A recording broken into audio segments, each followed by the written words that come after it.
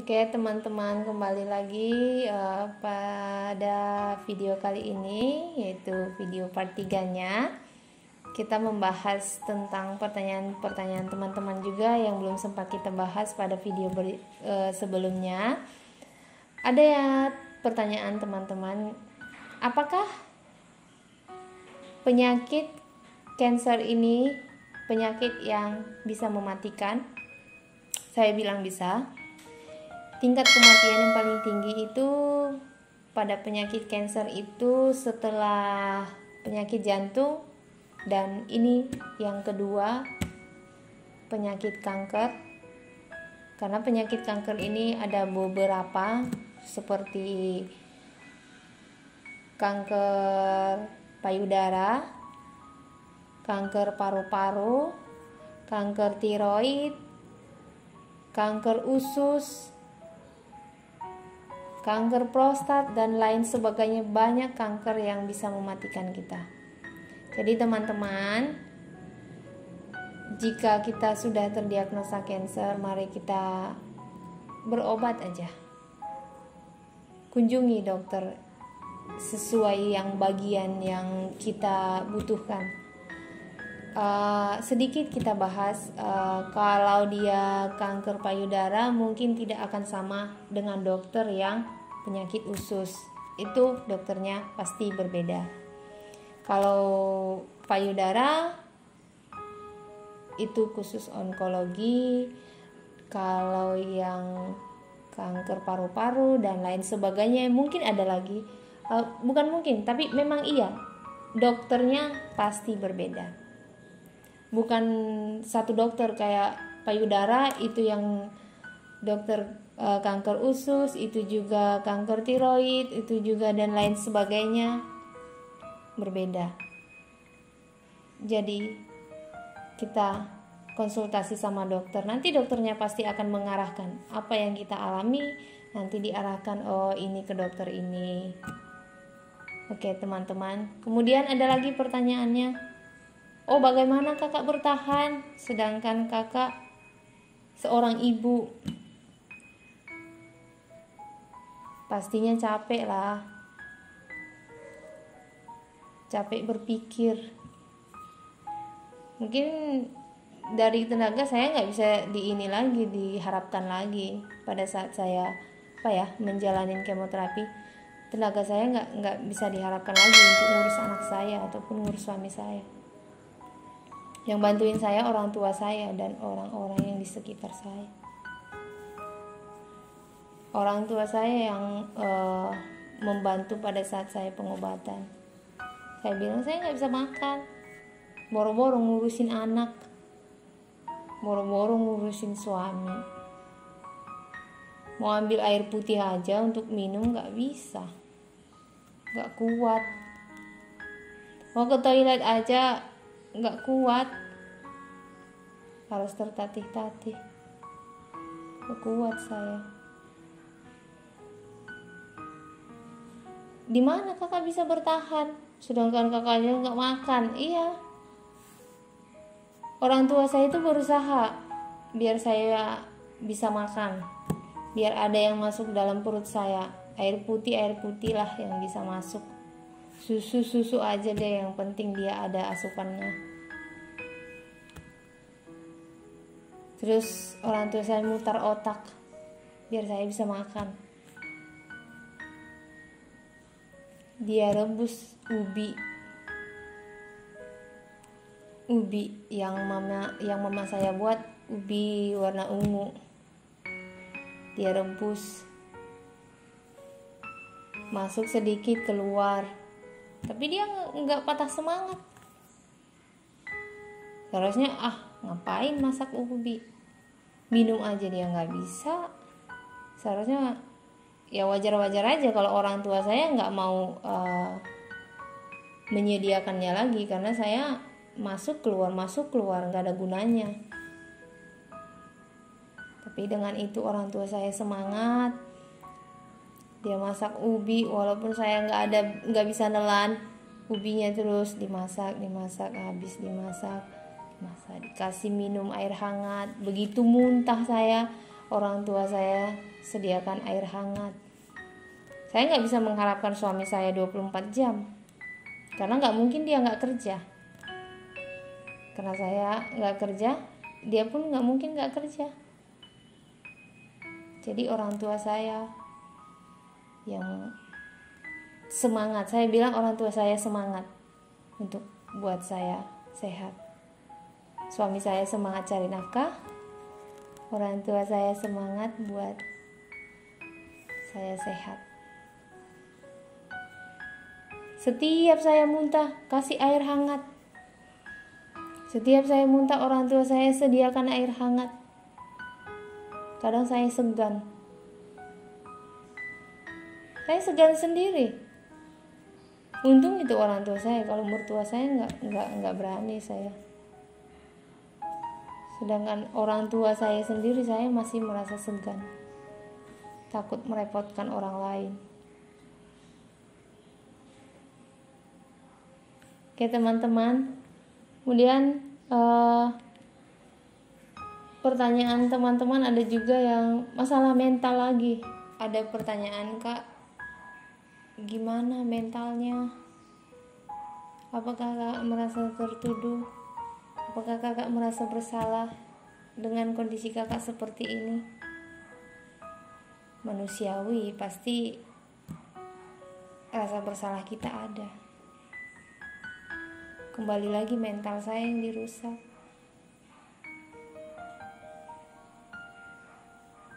Aku pikir-pikir dari awal pengobatan, aku berpikir bahwa aku yang kurang menjaga kesehatan atau seperti apa.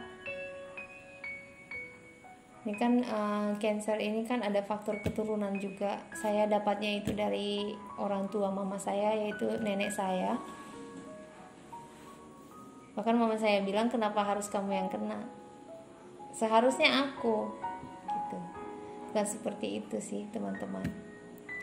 Masih banyak sih di luar sana yang kurang memahami kalau ada keluarga kita yang mengalami cancer itu,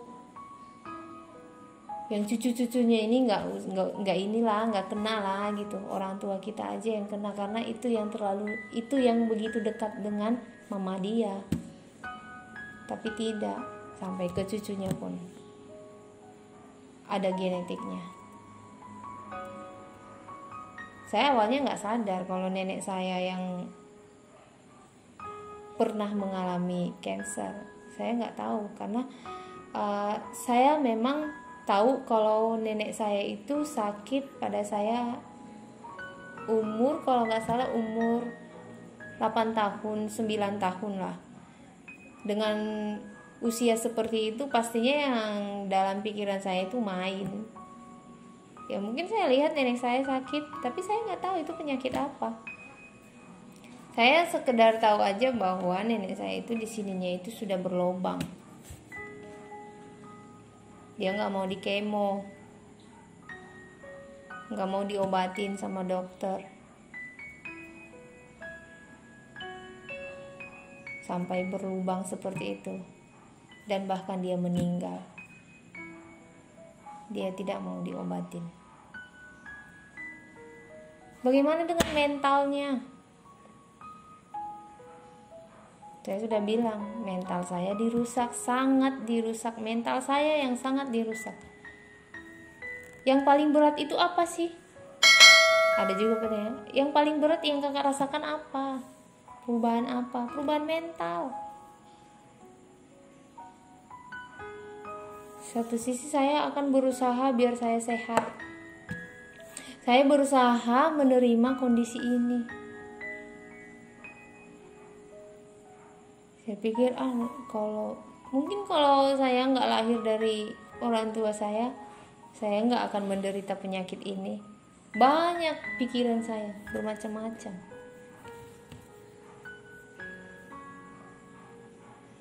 Kadang saya bisa menerima kondisi ini, kadang enggak. Hilang timbul rasa saya.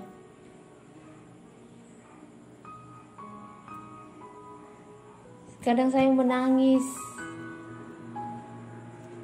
Kenapa seperti ini? Saya benci dengan kondisi ini. Tapi kembali lagi, gimana? Mau stay di situ terus nggak mungkin. Harus move on. Berusaha sehat. Saya pulang kemoterapi itu paling dapat izin dari dokter itu 3 hari. Pulang dari rawat inap habis kemoterapi 3 hari. 3 hari ini.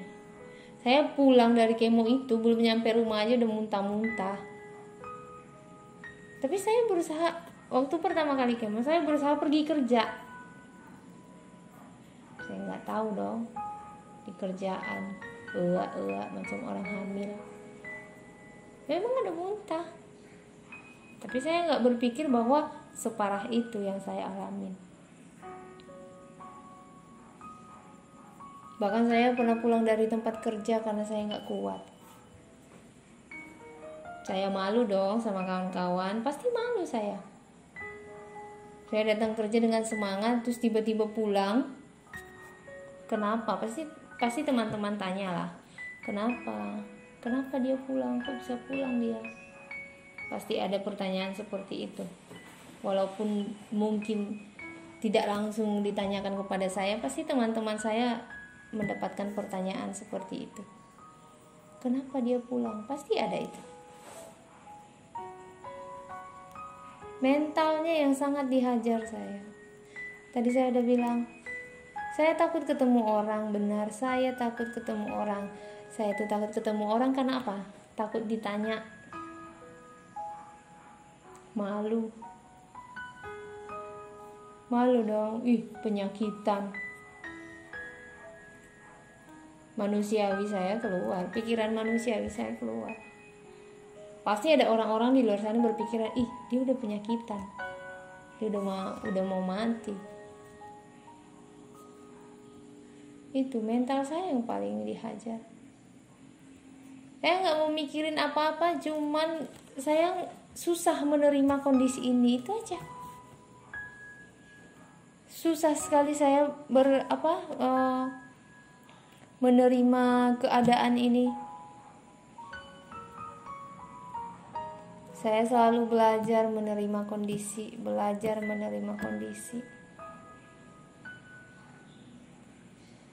Saya pernah dapat cerita dari teman. Ada yang terdiagnosa HIV/AIDS. Dia nggak bisa menerima. Begitu dia didiagnosa, dia lompat dari lantai, kalau nggak salah lantai 5. Dia lompat. Karena apa? Mentalnya itu. Dia nggak kuat.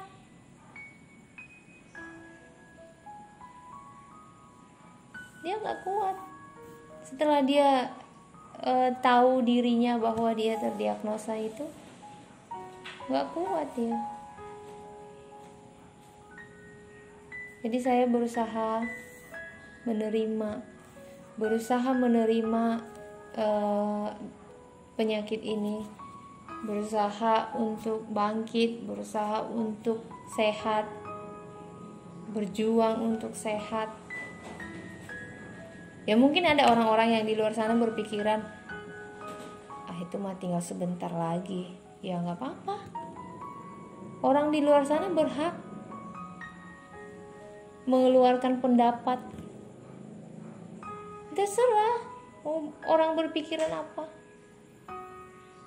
Orang kan kalau katanya tadi, orang kalau udah terdiagnosa cancer kan tingkat kematiannya tinggi. Iya, kalau nggak berusaha berobat, ya kematiannya inilah. Tapi kalau kita berusaha berobat, berjuang, pasti sehat. Kematian itu sudah ditakdirkan. Kita nggak bisa menghindari kematian. Seperti saya bilang, nggak ada orang yang tahu kematiannya tanggal berapa, kapan, di mana. Pastinya teman-teman di luar sana takutnya itu meninggal. Itu yang paling ditakutkan. Pasti. Karena ada beberapa juga teman-teman begitu terdiagnosa jerit-jerit, nangis sekuat-kuatnya. Itu juga yang saya alami. Wajar-wajar aja kalau dia nangis. Manusiawi dia keluar. Oke teman-teman. Jadi buat teman-teman yang di luar sana, ayo kita sama-sama berjuang untuk sembuh. Semangat untuk sembuh. Dan kalau ada teman-teman juga yang ingin ditanyakan di lain penyakit yang saya derita, kalau bisa saya jawab. Nanti di video berikutnya kita akan bahas kalau ada pertanyaan-pertanyaannya. Buat teman-teman yang di luar sana, bantuannya aku minta untuk sharekan video ini biar teman-teman di luar sana tahu apa yang terjadi pada saat kita kemoterapi, apa yang terjadi pada saat kita jalanin proses pemeriksaan segalanya. Pasti ada tahap-tahapannya. Oke teman-teman yang di luar sana, kalau ada pertanyaannya, tuliskan saja di kolom komentar ya.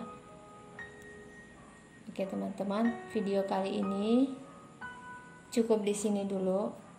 Nanti kita lanjut lagi pada video-video berikutnya. Saya punya slogan buat teman-teman. Semangat berjuang!